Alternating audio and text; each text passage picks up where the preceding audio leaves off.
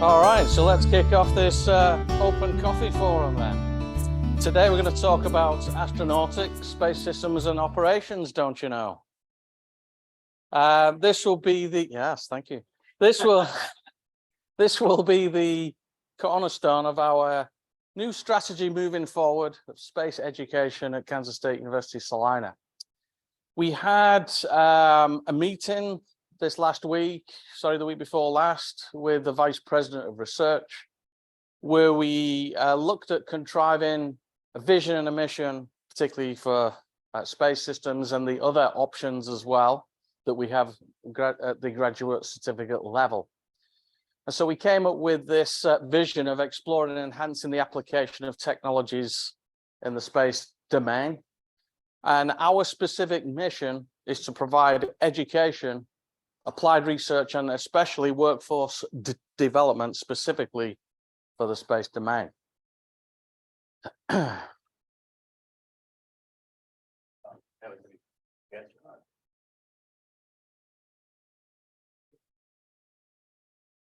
Thank you. So in order to kick off this new vision and mission, we decided to establish a graduate certificate in space systems and operations that would slot into the Master of Science degree in integrated systems design and dynamics, ISD. And so we focused on space operations that are in contested and open environments, particularly at the higher altitudes, vulnerabilities and threats to the space systems environment, the physics and the chemistry of the environment, where we can look at developing new materials, new manufacturing processes, and to model and simulate those. The reason why that's important from a civilian viewpoint is that we have a great number of industrial processes that are very damaging to the environment. One particular is the manufacture of cement, which releases a tremendous amount of carbon dioxide. So if we can process those types of materials in low Earth orbit, then we're protecting the environment on Earth. There are also materials that cannot mix on Earth because of gravitational forces, particularly a great number of metals and alloys. Wouldn't it be great if we could have an alloy of steel and aluminum where the atoms could mix freely together and not separate out? This can be done in low Earth orbits. We can also purify semiconductor materials that can operate much faster, because now we don't have the inclusions or the dislocations, the empty atomic spaces, grain boundaries that can prevent the transfer of electrons. So we also need to look at the effects of manufacturing on Earth. How do we manufacture products that can be used in space? What kind of materials do we need? Do we need to gather materials from other planets? So planetary mining, planetary processing is also now very, very important, particularly the mission from the Moon to Mars, okay? So in order to affect all of these, we need to look at advances in orbital mechanics, how we get all of this craft into space and to other planets.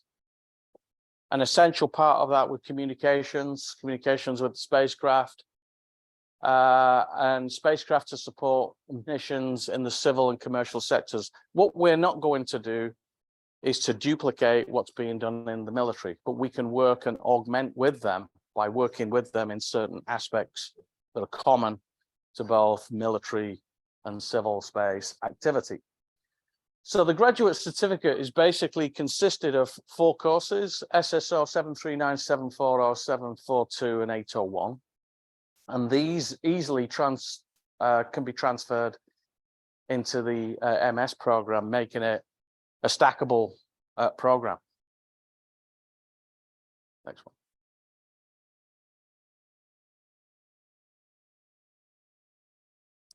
It requires 32 hours of study, 8-week courses, so we can do 2 8-week courses within a semester. You can get the graduate certificate within a year, academic year. So these are the descriptions of the courses that we have for those four. The space systems design and dynamics is basically focused on the physical structures. So that will be both physical and the data science that supports the design of those propulsion systems and communication systems, etc. And so this is predominantly a course that has the underlying structure of what would be taught in a mechanical engineering program and an electrical engineering program. SSO 740, Space Systems Modeling, Simulation and Control. This is a crossover between what we see in core mechanical engineering in terms of instrumentation and control systems, but then making the connection with the computer science aspects of space systems, particularly the simulation aspect of it. SSO 742 is focused on manufacturing and materials in space and on Earth. The reason why we focus on these particular subject areas is because these are core competencies that we already have on campus, okay? We already have faculty that do research and teach in the area of mechanical engineering, electrical engineering, computer science, materials and manufacturing. SSO 801 is then the combination of applying all of those techniques that we already teach on campus but apply to space. And here we start to look at how all of these systems then start to interact with the environment in space. Okay, so this is an area where we don't have specific expertise at the moment, but we can quite easily work with other institutions, organizations in order to acquire that competence. We already have 3 graduate certificates on the books. We've got space systems, we've got advanced mobility, and we've also got the which is the other one I've forgotten. It's okay. So I'm getting close to the mic here. So okay. So sorry. So it's aerospace cyber operations, space systems and operations, cyber human systems, and space systems and operations. Thank you. All right. So Mike has been working diligently in order to try and establish these at Fort Leavenworth and now at Fort Riley. And so now the space systems and operations graduate certificate will be offered at Fort Riley in support of the 1st Combat Aviation Brigade, 4th Air Cav, and also the 10th Air Support Operations. This will also play well into the new graduate certificate in the advanced mobility systems also. So we're making good progress there. Next one.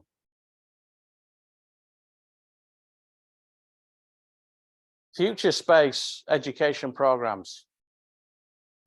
Undergraduate certificates in space systems and operations. What we learned at the Space Symposium this year is that there is a shortage of expertise at all levels of undergraduate teaching and understanding how space can impact that particular subject area. So one way that we can prepare the future space workforce is to offer a certificate. And it hasn't got to be specifically for technical subjects. We can also have certificates like this placed into psychology programs or social work programs, law programs. So anything that will touch the commercial and the practice and the legal aspects of space, students at the undergraduate level need to have an understanding of that, particularly with engineering and science programs. Because one thing that we do teach that we don't teach at the undergraduate level, we teach a lot about how processes are affected on Earth, but we don't explain how processes and techniques are affected in the zero gravity environments or microgravity environments. So in order to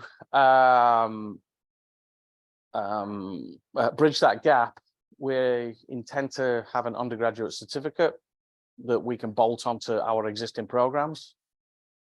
An MS in astronautics and space engineering is also in the works for the future.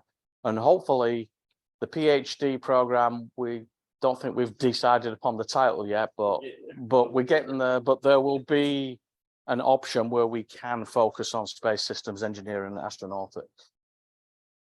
So what are the opportunities that we have? Well, we don't have everything on this campus to be able to rush into this subject very, very quickly. So we're having to build connections with outside entities.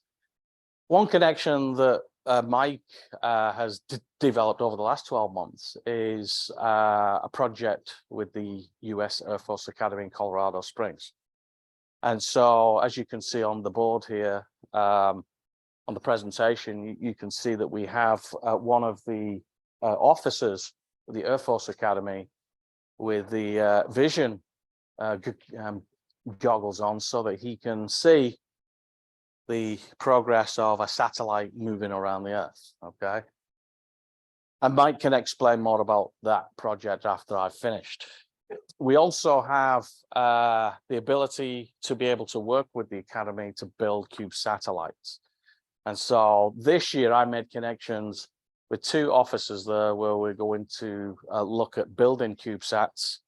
And also we're going to look at testing materials that have been 3D printed in a wide variety of different environments that they can simulate. So they can simulate the extreme vibration the spacecraft are subjected to. They can also simulate the coldness of the space environment with a cryogenic system that they have.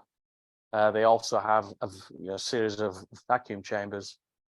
So by partnering with them, we can expose our students to some of their technologies and some of their knowledge and do joint projects. So we've started to actually do that. They tend to launch maybe 1 or 2 satellites per year.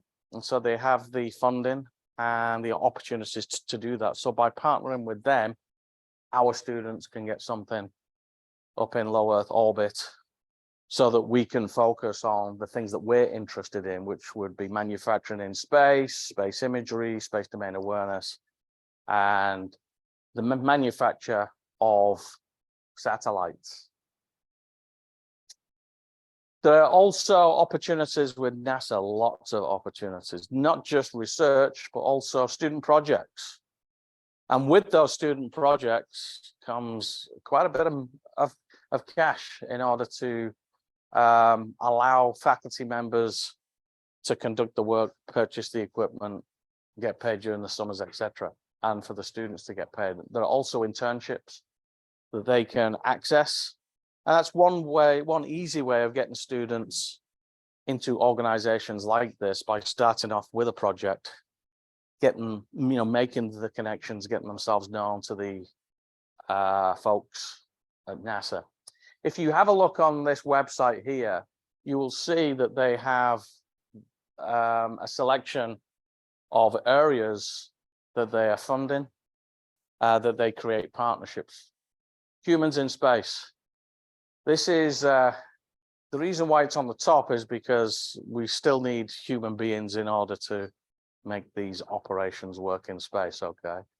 So there's a great deal of work being done on understanding the interactions between systems, human beings, and technologies. Most of what gets done in manufacturing space in the future is likely to be robotic or automated rather than. Right. But they will have to be controlled from Earth, okay? And there are some operations where we do have to send humans up to do some complex processing. Astronauts still have to go to the International Space Station. Still do today. They still do. Look at things that are automated rather than. Yeah, and when you're operating on different planets, you still need the flexibility, you still need the movement that human beings have in order to move around, in order to operate equipment. And so cyborgs will be a big thing in the future. particularly if we're looking at mining and manufacturing on different planets. Well, and It's going to matter in those remote places. In other words, right now, we put people on a destroyer or an aircraft carrier, and we send them out to sea for 6 months, and their activities are ruled by command and control and policies, procedures, and bureaucratic systems, which is wonderful for what they're doing, but it doesn't bring about the innovative thinking and the entrepreneurial mindset that goes along with driving human society forward. If we look at the productivity of Western countries versus countries behind the Iron Curtain, in the time that the Iron Curtain was in place, you can see the difference between people who are told what to do and don't have an opportunity to innovate, and people who do have an opportunity. And I'm wondering how we're gonna, is there any work being done in that area about how those abilities are gonna get translated into innovation and productivity and entrepreneurial thinking? sure. So two things, and then hopefully everyone can hear me okay, but so there's two items to that. One is we're an integrated studies department, we're integrated studies campus. So back to the automation, robotics, we're working on a robotics engineering. Just because it's a standalone degree program that Troy's working on right now doesn't mean that it won't be integrated into what we're doing here for automation. So we've got a robotics engineering program that we're actually working on and it's actually an extension of what we already have, the robotics and automation skill set that we've developed here on campus.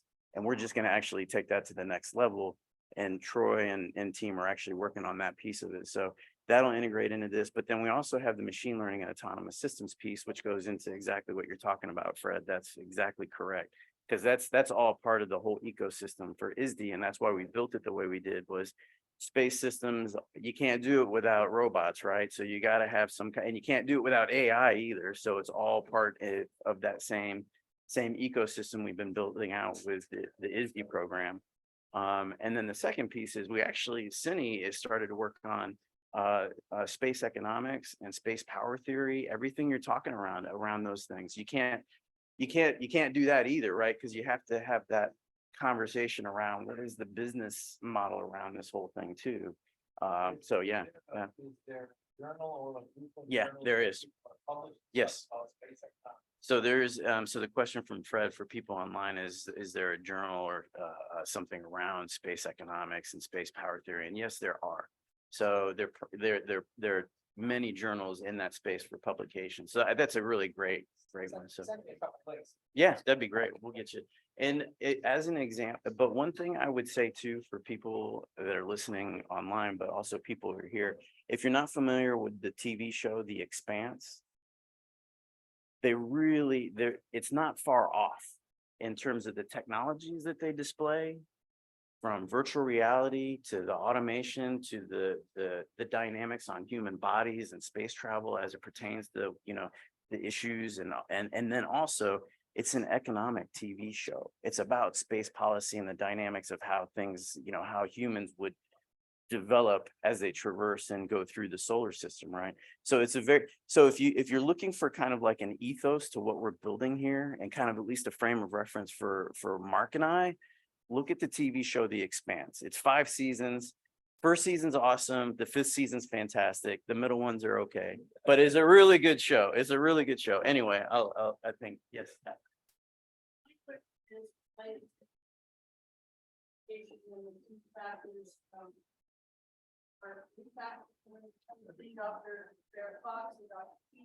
Are very interested in being involved in developing, curricula that supports this effort. So hopefully we'll be bringing them on board with the graduate faculty and that they can be included in this conversation, because I think they have some ideas they can bring to the table to support this as well. Yeah, I think that there are lots of opportunities in all subject areas that we have on campus. Unfortunately, we don't have all of the expertise. So if you go to these partnerships, not only will you find out what NASA is doing, but you'll also find out who they're partnering with, other institutions, and then you can make connections that way. There seems to be a great deal of interest with NASA with regard to STEM engagement as well. We just don't have enough people educated to understand the concepts to go forward to advance space to an industrial level. And so, you know, NASA invariably works with high schools, with middle schools. They fund a large number of projects to try and get young people interested, okay, in this area. So it's not just about technology and the application of science, it's also the people aspect as well. It's very important. Right.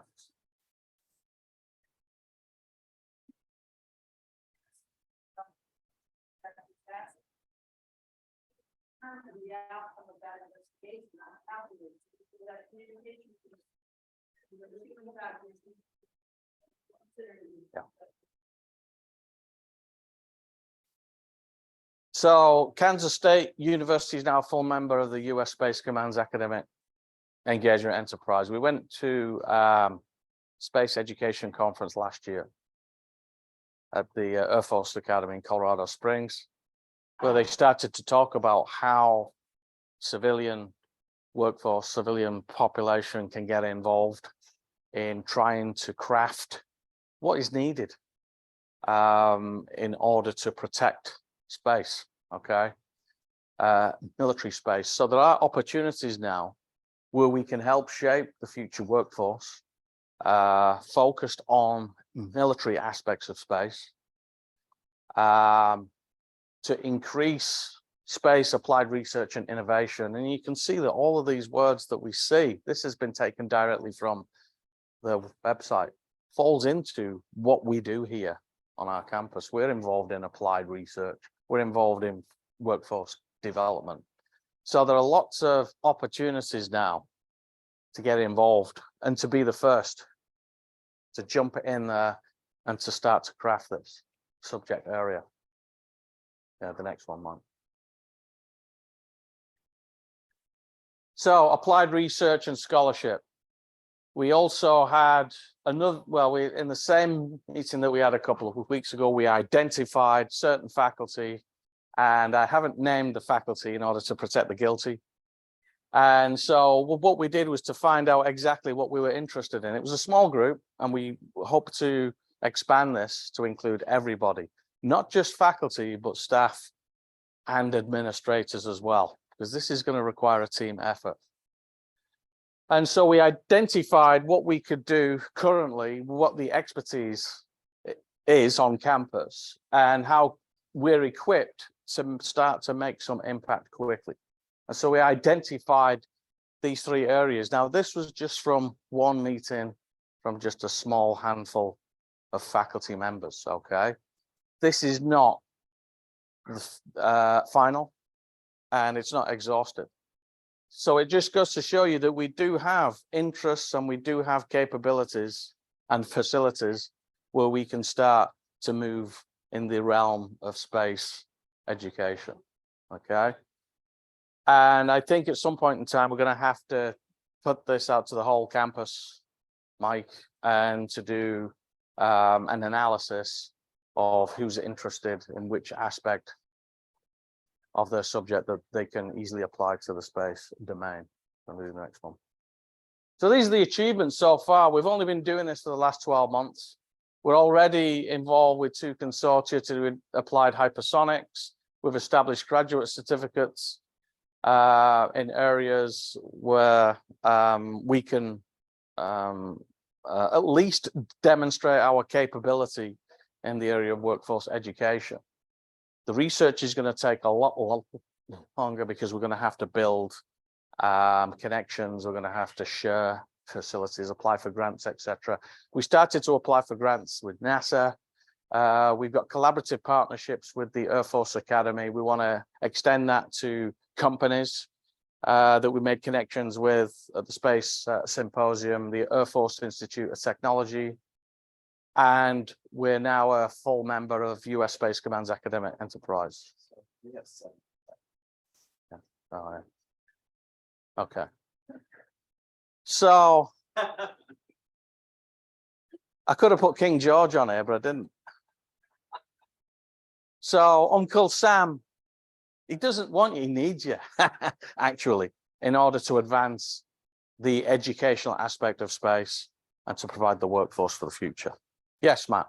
This focuses around defense. Is there any portion of this that might focus on entities that represent peace? We have designed our programs to work in the civilian sector. The idea behind that is that a great deal of money is being spent by the military to educate soldiers in the space domain. Once they leave, or they're about to leave, then they can take our courses in order to prepare them for civilian industry and the application of what they know.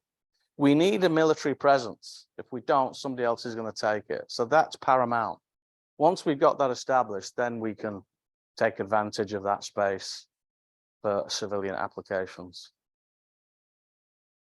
Sorry, that's further regarding that. What's that? That's funding.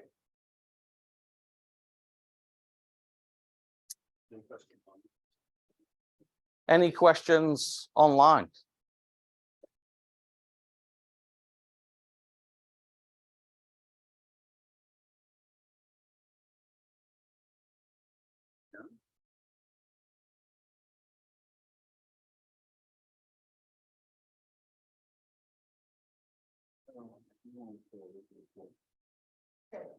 Do you want those? I think, we have to put that, we are mentioning these all excited areas.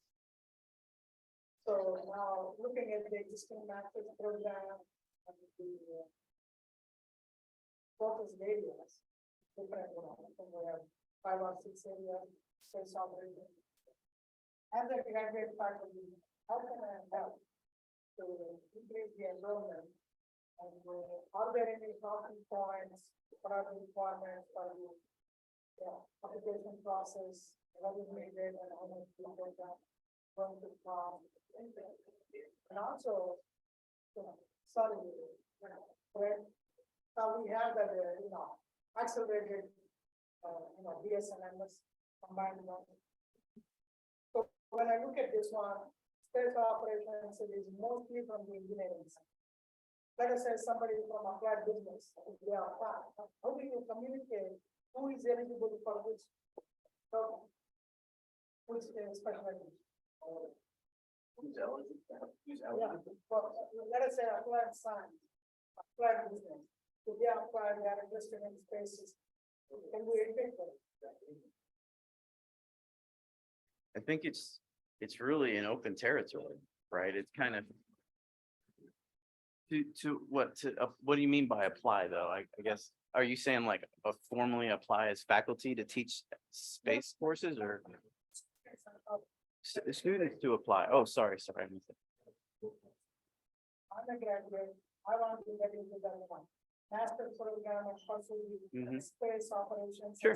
Sure. So would I get the yeah, so there's a couple ways you can handle that. So the question for people online is, can students who are in a different discipline get into the space program here on campus? And there's a couple ways to do that.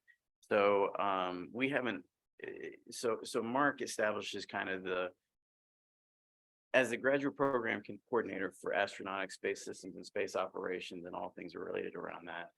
He's going to be primarily looking at whether a student is going to be able to come into the grad certificate specifically, right? And has the background to be able to get into that. Now, there's another angle for students to come in through. They can apply to the master's, the ISD program, and that's open to, it's really an open degree as long as they've got the industry background, technical, right? And they can, or business, right? But if they have the right credential, they have an undergrad, they can get into the ISD program and they can back into the space work that way too. But you can't just say, hey, there's different avenues, right? You can come in through different ways. We will use the policies and procedures Kansas State University in order to admit students. We're not going to bypass. I think if that is the case, it's very helpful for the graduate faculty or faculty to have some common points. Yeah, So of course. Yeah. Understand, not many people live in the, and look at it for these programs. So somebody on the street is talking and asking me, hey, can you tell me what is the process, when you of the application, and you know, who is eligible, how much is it going to cost? So Raju, one thing I will add to is, you know, this, as we go through the process, it's baby steps. First thing is just to know that we have a product even that's a grad certificate in space systems and operations. And two, to know that we have a Master of Science in Integrated Systems Design and Dynamics. We still have people that don't know that we have these grad programs. So it's baby steps. So I do agree with what you're saying, but the very first thing is awareness around the programs and the products that we have. And then at that point, I think we can start to layer in all the other pieces, but it starts with us kind of just starting to learn how to walk. So You guys need any help? Please let us know. the first one, the first piece, so, and the first thing is just know that the products exist and start talking about them. That's step one. And then we'll work on the next pieces. So. I think what you're saying is somebody knows we have a product, right? And they come to you and say, how do I get this product?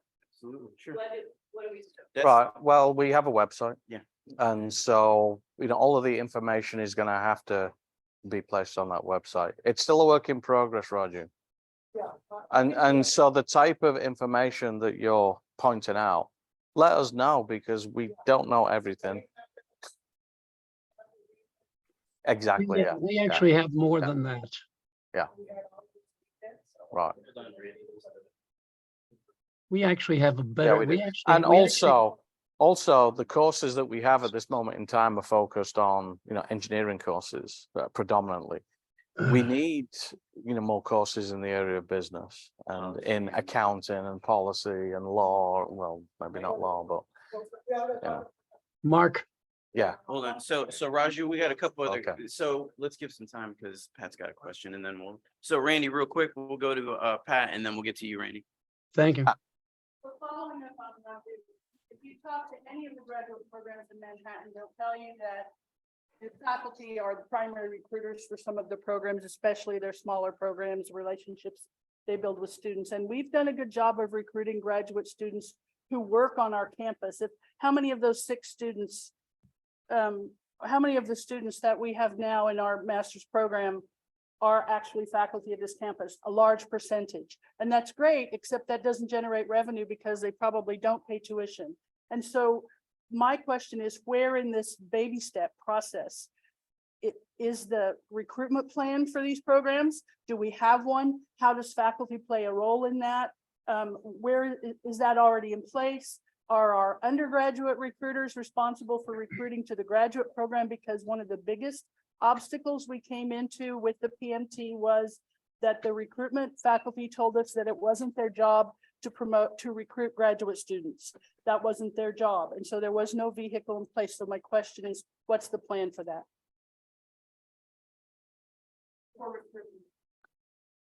Mike, do you want to talk about what Chris is doing? Sure. Do you I'm want sitting that? here attached to it. I'm sitting here breathing on Mark here. Gotcha. So some of it you actually saw already, right? Don't forget recruitment's it's not just people going out and you saw it in the presentation. Some of it you saw already. So getting in with the academic engagement on SpaceCom, that's a recruitment tactic, right? We're not just sitting here going completely blind on this. So there's that. Fort Riley, we mentioned Fort Riley. That's another recruitment area, right? That's not an area that it's been mentioned in here. Fort Leavenworth, that's another area that we're actively going after from a recruitment perspective. There is a plan in place. There's not no plan. There is a plan. So yeah. And so, but part of that is the plans, we're seeing it here, right? So some of it's not just, we got to, so there's that part of it. And it's up to us too. It's everyone here. This is part of the plan too. Coming here for the open coffee forum, that's part of the plan for the recruitment, because remember, it's not just out there for students, it's internal for our students that we have here. There's so many students that don't know that we have grad programs here. And that's what this is supposed to help with, is getting, that's why we sent the invite out to all the students as well. And I'd love to see some students here next time, right? But that's something that we'll end up having. So we have one, but we'll have a few more. So, and one more thing too is, we're getting these added to Fort Leavenworth and Fort Riley MOU, which also gives us a great footboard or a holding place for us on the military side. So there's plenty of things that are happening from recruitment that we're already starting to put in place to a large extent. So yeah. Webinar. Okay. Webinars. I think it'll take time, Pat. It's not going to be an overnight thing. And as Mike said, the whole point of having an open forum like this is to communicate. Yeah, Question. right. Also, the advantage about having our own students go through these programs now is that they'll be in a position to start to communicate that to other students. So I think, I think it'll be, we are starting at a very low level with few resources. And so we're having to be creative. And one thing that we're probably not very good at this moment in time is communicating that well to the rest of the campus. And the reason why is because we're having to do this in our own time a lot of the time. And so the way that I, said that we need to, solve some of these communication problems to Mike a couple of weeks ago, is to start these open forums and to have them on a monthly basis. I think first we're going to have every 2 weeks in the next academic year. And so, right. But what's important is that you guys come here, get engaged and tell us what we're not doing so that we can correct it and do it. It's okay. We're not taking these points as criticisms. Yeah, that's true. But we also need to find out what we're not doing, because, my perspective on this is to focus on how to project the existing engineering programs. I'm not an economist. I'm not a lawyer. I'm not a communications expert. So, you guys need to get involved and tell us how to direct it in your subject areas. And I will actually add to that too, is that we'll provide each one of the graduate program coordinators that you're going to see come through the program or through the open coffee forum. They've got a charge to also be on the hook for it's the plan, right? What is the plan as it evolves? And it's a living, breathing plan.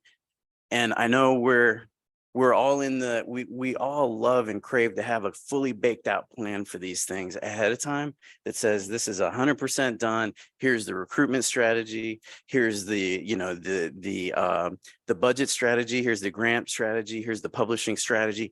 That is just not feasible, right? Just for, even if you're working at Harvard, that just is not the way that works.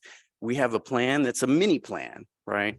That eventually it's an agile method. We start to build on it as we start to understand how to navigate this and move forward. So there's as we move through this whole process, right? It's a living, breathing process. So it's gonna, that gives us some flexibility. It's adaptive. Yeah. It's not a technical Oh wait, I think, challenge. It's really is. yeah, Chris had a question over here. Oh, sorry, Randy, you had a question. Yeah, yes, and let me address three things, and then the most important one being Pat's question, if I heard her correctly. We've had a transition point from the easiest way to get students into the space program, and that's through the cyber operation, which hits ubiquitously commercial and military operations everywhere. We've had a operational graduate certificate, and we also had the courses for a master's on our information security, which is now the aerospace cyber operations.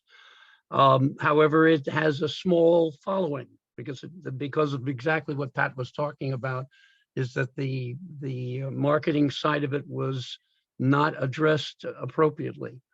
The currently you're looking at expanding into the additional space operations certificates and masters and ISTD.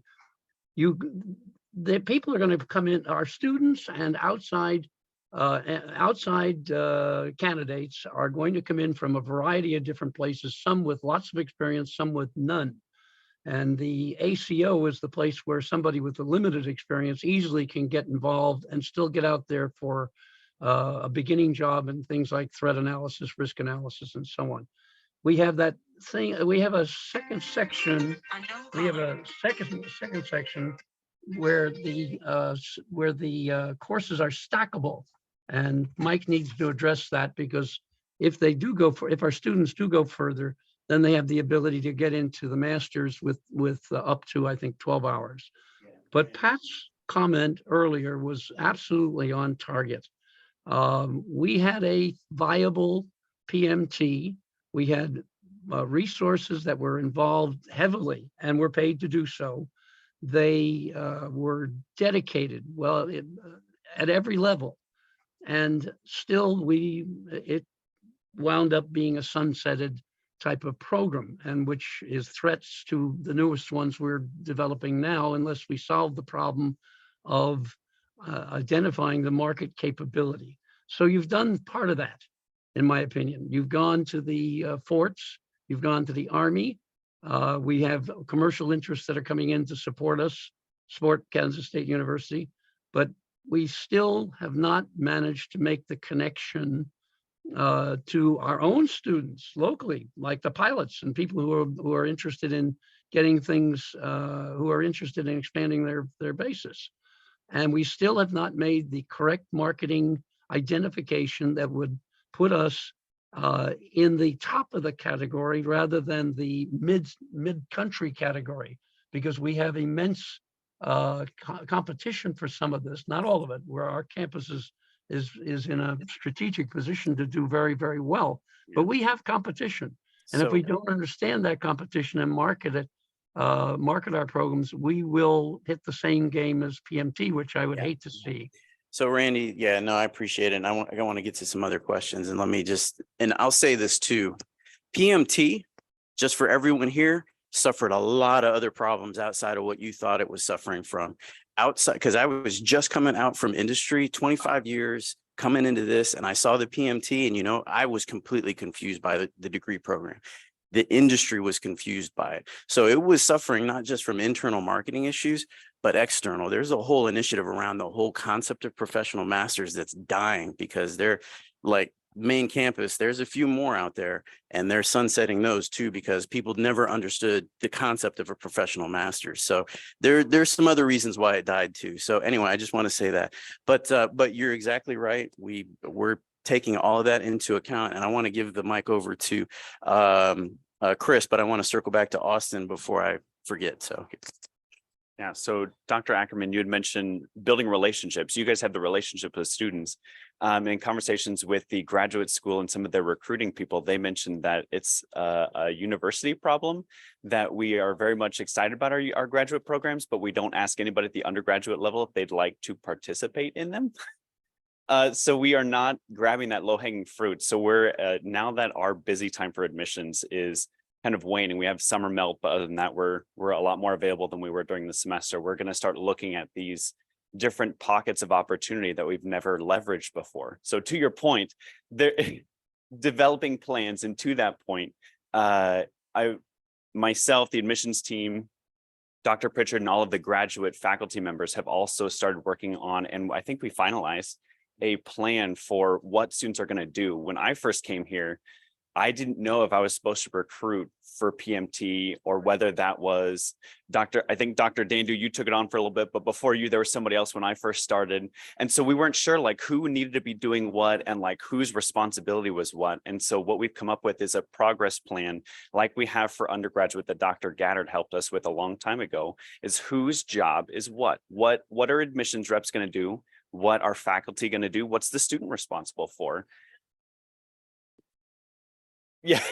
Yeah. So we have started that process to figure out what admissions job is. We're going to work them, just for your knowledge, like an undergraduate student, in that we are going to help them through every step of the process. We're going to be their contact point with help from the faculty and staff to make sure that all of their questions are answered and are correct. But for everybody's knowledge, that's a process we're going to start on. Yeah. So. Absolutely. Yes, yep. So Absolutely. what we've added is given that graduate recruitment and graduate kind of advising is a little bit different. They wouldn't see traditionally the academic advisors, but they will connect with what we've taken the advising role and kind of moved it to what the program of study and the program coordinators will take on that role. So that was kind of a stop. We were trying to think who's going to help them enroll. And so we came up with the plan that the grad faculty are going to help them enroll. That's who knows their plan is going to help them create a plan of study. So they're going to help them with that process. They're going to get a financial aid consult with Cindy to make sure all their finances are in line. So we're trying to change the process and make sure these students are just kind of swimming around doing nothing. So.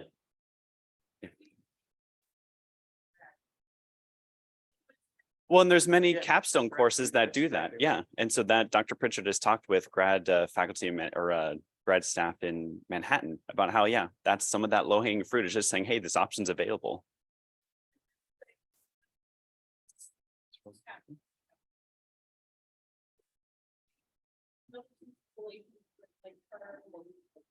certain ways that they're in, the tuition assistance program. Yeah. For 100% of my master's, but I did have to pay for quite a bit of it. Yeah. Monica is bringing up a really great point around. It's another population that we can go after too from a recruitment perspective, which is employees. We actually have a couple student employees in the ISD program. They're going to be taking advantage of it. Not only do they have a scholarship, but they also have their employee tuition assistance from K-State that kicks in for that, which is fantastic. I think, what's that? Oh, yeah. So Troy has a point he wants to make, adding to Chris. I just had a conversation just yesterday or 2 days ago, whatever. I don't know. What day is it? But one of the things that we were discussing is that we do want our grad faculty to be part of our undergrad programs. I think that if you look across the country, those grad programs that are not connected to undergrad programs where the faculty are purely grad faculty, they don't make those connections and they suffer in enrollment. And so I think we want to be very intentional about making sure our grad faculty are also in tune with what's happening in the undergrad and the activities around the undergrad, including those in projects where it makes sense. So I think that all ties together. Same thing with with all our staff, with our advising, with our admissions, all our support systems are also engaged with the full experience that we have to offer, including that lifelong learning piece. So anyway, I just wanted to add that in because those conversations have been happening. That's a really good point. Austin had, I want to circle to Austin, and I think Syed will have you as the last question. So Austin mentioned how to get like aviation faculty involved. That's something that I would love to see more of. And I think there's a couple different ways. And it actually is a good segue into what Monica mentioned, because if I've got aviation students, they're seniors, and then a few stay on as CFIs, right? That's always kind of an area where we've got a lot of turnover on. It's in Barnhart, and Dr. Barnhart and I have talked about this around, there's a great opportunity to market our own master's program. So why wouldn't you work on a grad certificate in advanced air mobility or a grad certificate in space systems? You could go and sure, you could get your Master of Science in Aeronautics while you're here too, if that's interesting. You could do that while you're working on your CFI. Working as a CFI rather, and then you could be here, but you say we've got advanced air mobility, which is going to be huge in the eVTOL space. So wouldn't it be great for a pilot to get that extra credentialing around advanced air mobility systems while they're also working here? So there's an opportunity around that too, which also brings up opportunities for research. So Austin, I think the big question is when Dr. Barnhart comes through and Dr. Khan, when you come through for giving out your open coffee forum session. So there's going to be a different program that we're going to go for each month will be a different one. There'll be an opportunity that's one opportunity to be aware that we have a grad certificate in advanced air mobility, right? And then also an opportunity to see that we've got Master of Science in Aeronautics, right? And then you'll get the details around each one of those programs.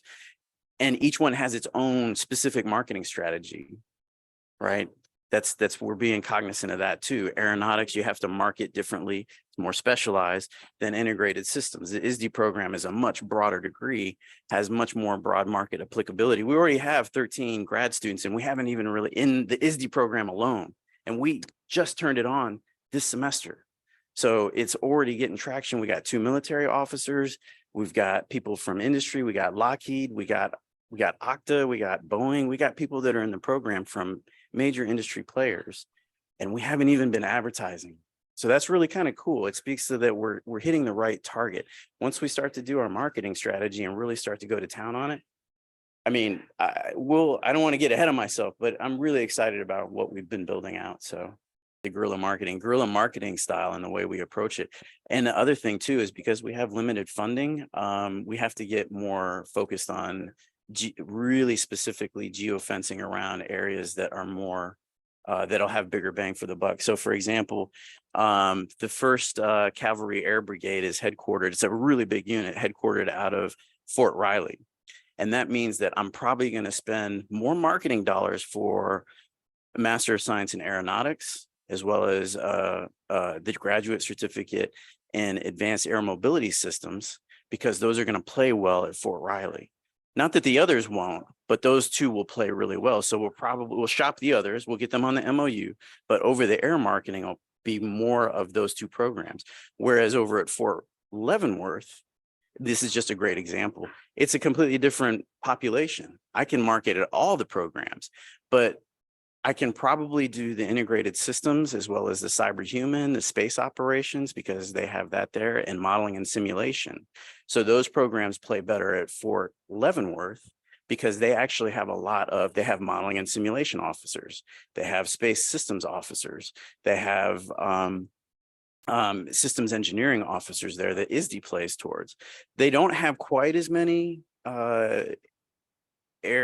rotary wing aviators that come through. They do have those, but we haven't seen that really stick on that side. So it's just, we're getting really, we have to get more intentional about the marketing, which I think works to our advantage. But you're right, we'll eventually get there, but right now we have to focus on marketing to our strengths with the dollars that we have.